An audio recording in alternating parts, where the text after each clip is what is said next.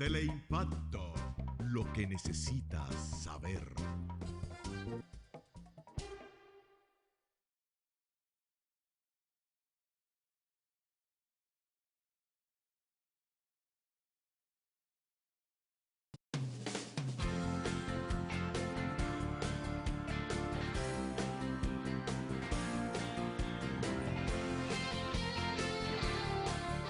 Muy buenos días y como siempre gracias por el favor de seguirnos cada mañana aquí a través de este espacio por la mañana. Decirles a todos ustedes, mis queridos amigos, que hoy es 29 de noviembre del año 2017.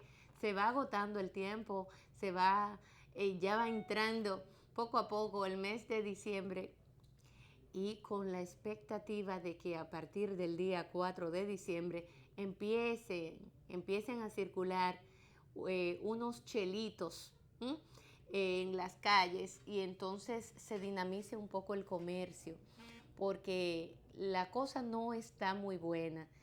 Este año ha sido un año de muchas deudas para una gran mayoría de dominicanos y dominicanas, deudas personales.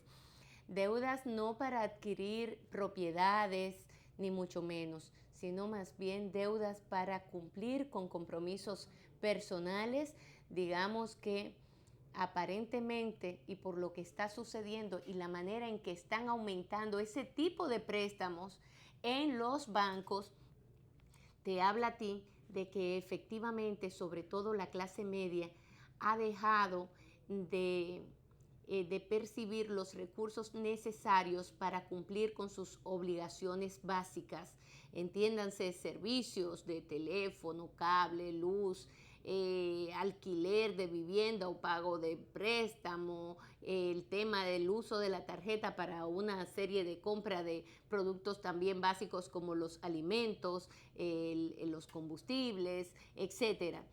Y esto quiere decir que el costo de la vida del dominicano, el costo de la vida respecto a lo que se percibe como salario, no van en consonancia. Hay una disparidad que va en detrimento de la clase trabajadora de nuestra República Dominicana. Y eso se puede apreciar bastante con cifras claras, números fríos, en las estadísticas que observamos en los bancos, que los economistas suelen darnos datos muy puntuales, muy específicos en ese sentido. De todos modos, esperamos que este próximo año, ojalá y el sector empresarial sobre todo y el gobierno puedan ponerse de acuerdo, porque en República Dominicana desde hace años la gente está ganando lo mismo, no se le ha hecho un aumento que vaya en consonancia y a la par con el alto costo de la vida. Los precios se han disparado. Si ustedes se van a la gasolina, a los combustibles, eso es terrible. Si nos vamos con el tema de los alimentos, la canasta familiar, los alimentos específicamente, ha aumentado los precios, y los recursos que se destinaban para esos fines tienen que ser más. Ha aumentado por lo menos en un 30% aproximadamente. Lo digo porque yo voy al supermercado toda la semana. Pero qué decir de los servicios como los teléfonos, el cable, todo ha aumentado, y ni hablar de la energía eléctrica. Señores, increíblemente, a pesar de que el petróleo ha bajado en un 100%, en un 150%, en un 200%, aquí la factura energética nos ha aumentado en un 100%, algo ilógico, ¿verdad? Se supone que debió de haber bajado en la misma proporción en que bajó el precio del petróleo. Ah, no, pero es todo lo contrario. Así como bajó el precio de petróleo, así mismo se le aumentó a la factura eléctrica. Y usted pregunta, ¿pero cómo? Pero no solamente a la factura eléctrica, también al precio de los combustibles. Y son de las explicaciones que el pueblo quisiera que se le diera. ¿De parte de quién? De las autoridades que son las que tienen que dar una explicación clara de por qué han aumentado de manera tan superlativa los precios de los combustibles, que ¿quién de clase media no tiene vehículo? Todos tenemos que tener vehículos porque este es un país donde el servicio, el derecho al transporte, al desplazamiento de las personas no está garantizado de parte del Estado, por lo que la gente tiene que necesariamente adquirir su propio vehículo. Y en los hijos de Machepa, los pobres, los que no tienen voz, esos peor aún, porque entonces destinan de su salario alrededor del 35% de su salario solamente que en pasaje.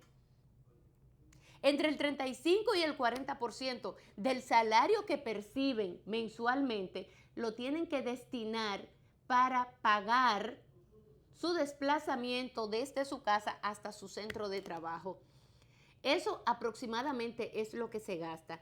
Es altamente costoso y la clase media, sobre todo, está viviendo uno de sus peores momentos en cuanto a abuso que se ha cometido en pagos de impuestos, todos los platos rotos, los que rompe el gobierno y los que rompe el sector empresarial, lo pagamos nosotros, la clase media, esa que tiene que madrugar cada día, que se tiene que levantar muy temprano y se acuesta tarde, esa que cada mañana tiene que estar en el trajín de llevar los muchachos a la escuela, de llegar a un horario fijo a su trabajo, de entonces en el trabajo rendir bastante, tener calidad y conocimientos los más que se puedan.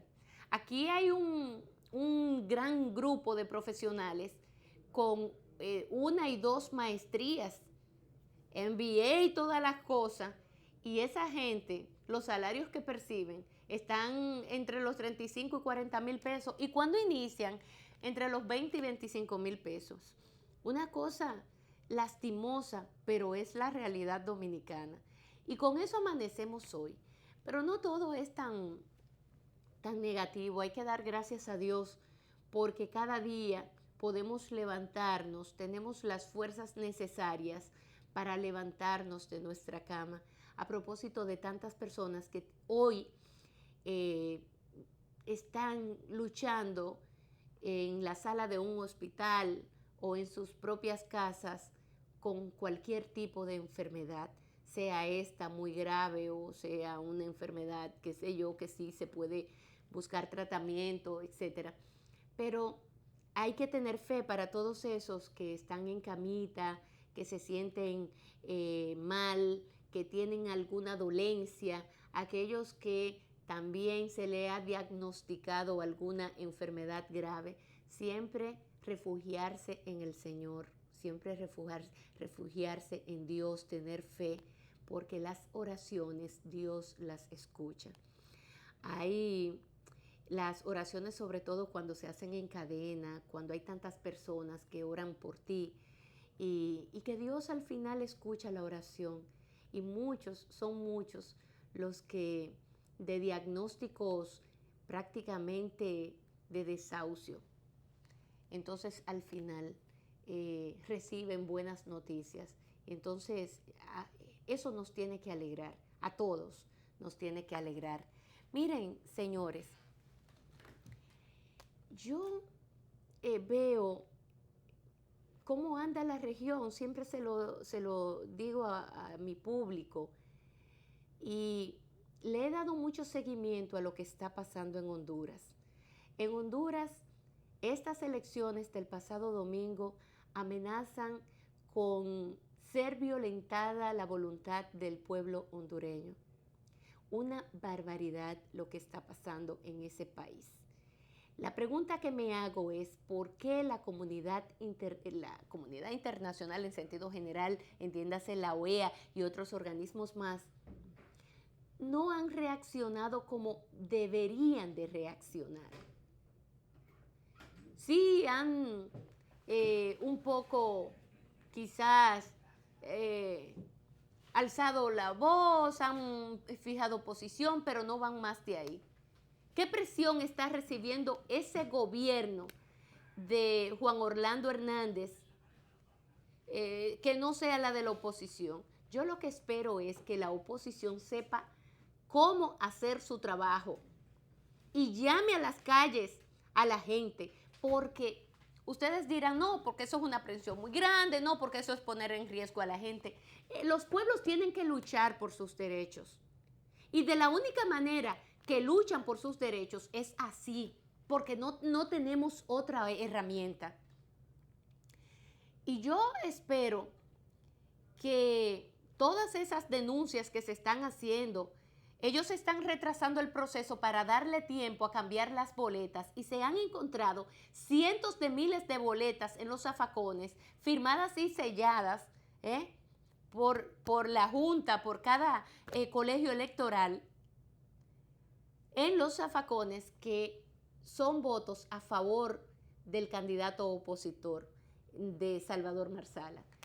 Entonces, así no.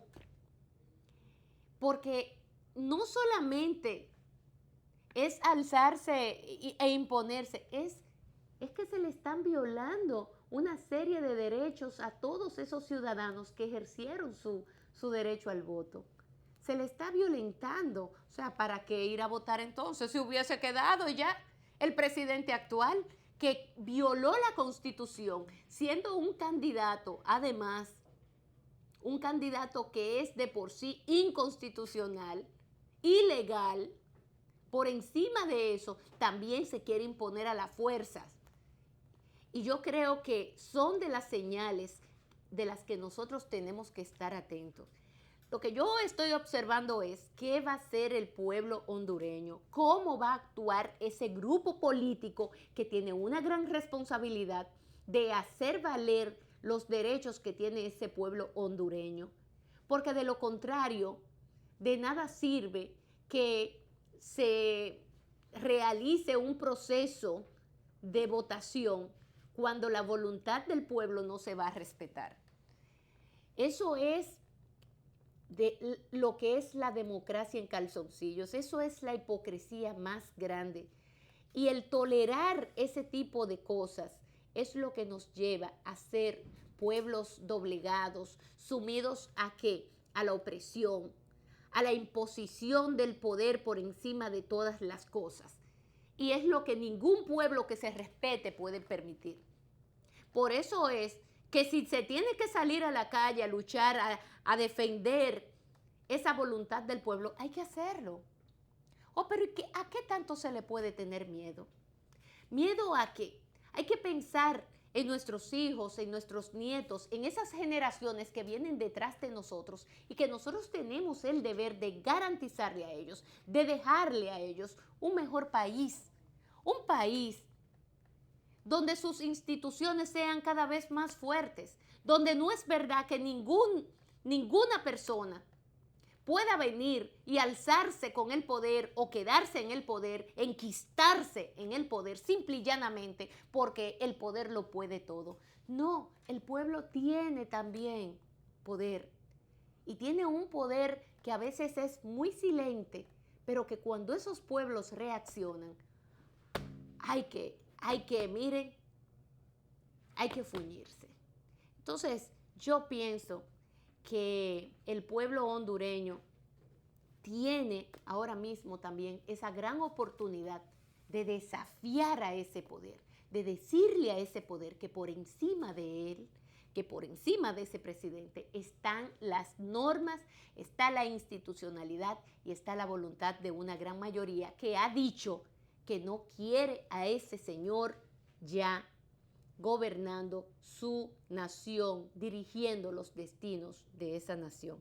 Ojalá y al final esto surta efecto y que sobre todo, vuelvo a reiterar, que los grupos políticos puedan alzar su voz y que exijan que se respete la voluntad del pueblo, porque para eso están.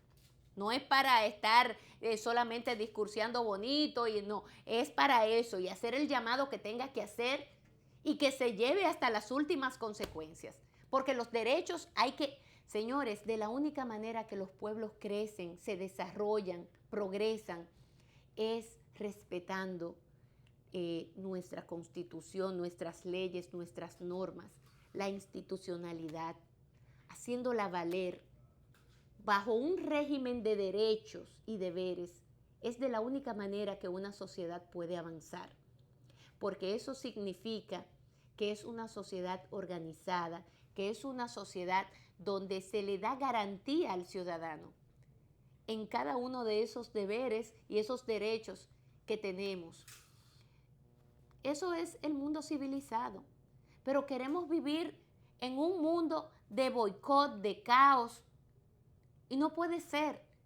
No podemos seguir actuando como gentes de tercer mundo, como se les solía llamar. Ahora, disque emergente, ¿para dónde es que vamos a emerger?